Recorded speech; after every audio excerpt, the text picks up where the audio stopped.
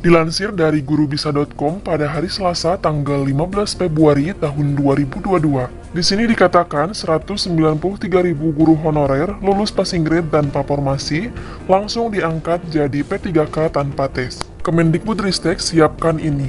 Direktur Kepala Sekolah, Pengawas Sekolah, dan Tenaga Kependidikan Ditjen GTK Kemendikbudristek Prapto mengungkapkan bakal ada kebijakan khusus untuk 193.000 guru honorer negeri yang lulus passing grade P3K, tetapi tidak mempunyai formasi. Kebijakannya akan dituangkan dalam Permenpan RB dan dilaksanakan pada P3K tahun 2022. Hal tersebut diungkapkan oleh Prapto saat menerima perwakilan Forum Guru Honorer Negeri lulus passing grade seluruh Indonesia, yang disiarkan langsung lewat kanal YouTube Ibu Hetty Kustrianingsih pada hari Selasa, tanggal 15 Februari.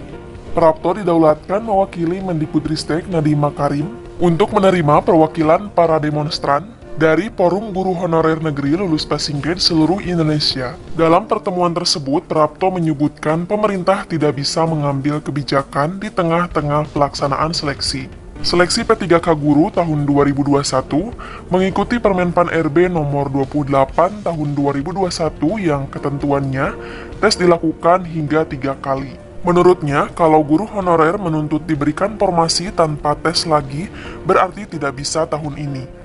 Dia menyebutkan tahun ini sekitar 486.000 guru honorer yang lulus passing grade. Dari jumlah tersebut, sekitar 293 ribuan lulus formasi. Sisanya sekitar 193 ribuan tidak lulus formasi.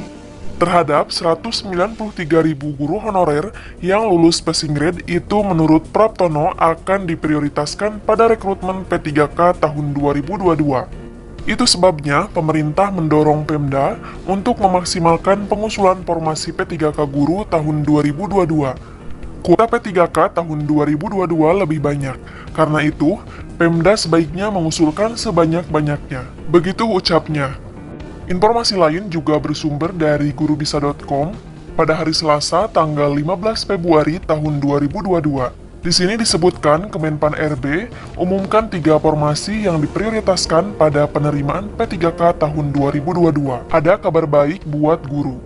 Pemerintah akan membuka rekrutmen pegawai pemerintah dengan perjanjian kerja atau P3K pada tahun 2022. Rekrutmen P3K tahun 2022 tertuang dalam Surat Menteri Pan RB Nomor B/11.M.01.00/2021 tertanggal 27 Juli tahun 2021 perihal pengadaan ASN tahun 2022.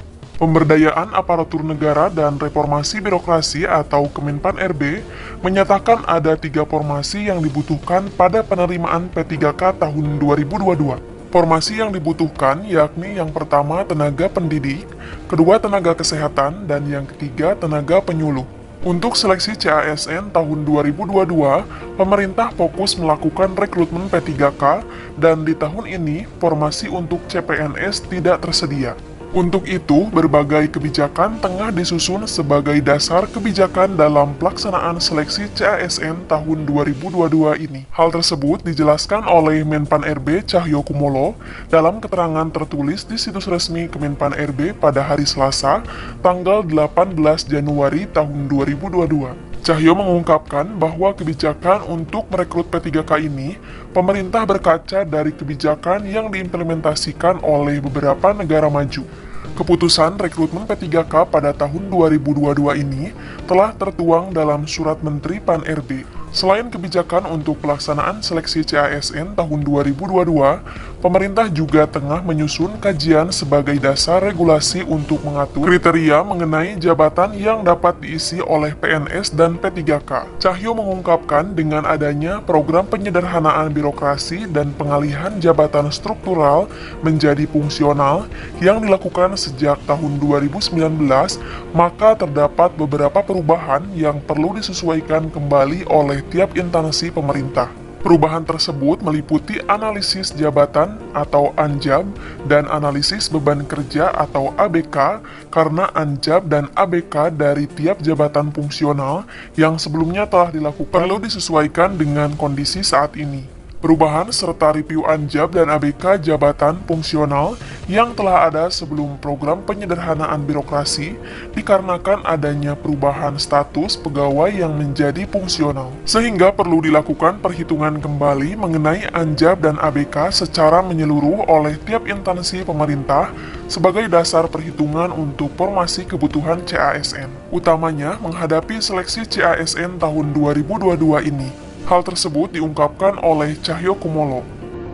Perubahan lainnya adalah dengan diberlakukannya transformasi digital yang sedang berlangsung menuju implementasi sistem pemerintah berbasis elektronik atau SPBE sepenuhnya.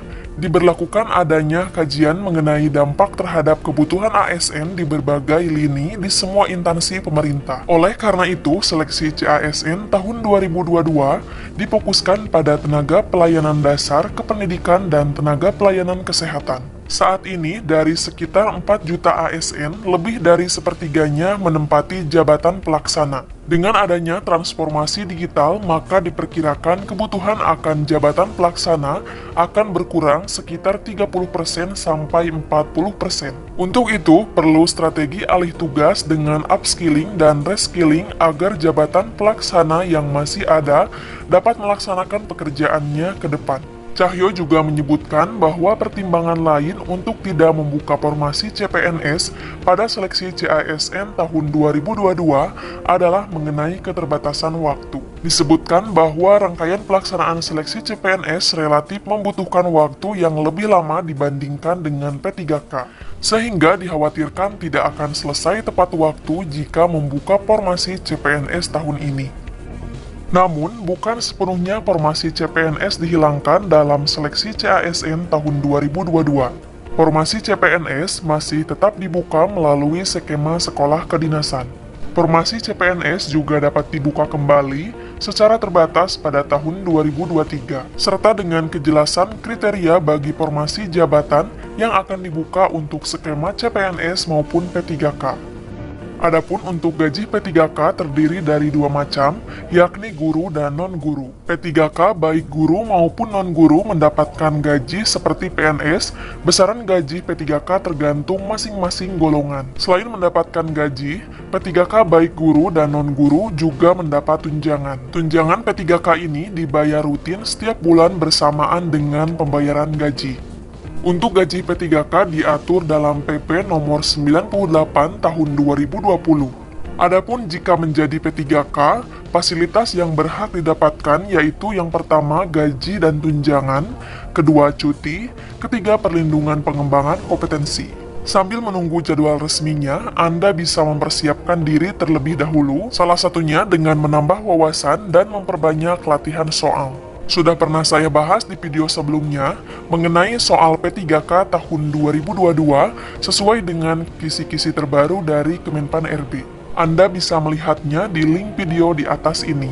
Untuk informasi lebih lengkapnya mengenai rekrutmen CPNS dan P3K tahun 2022, sudah sering saya bahas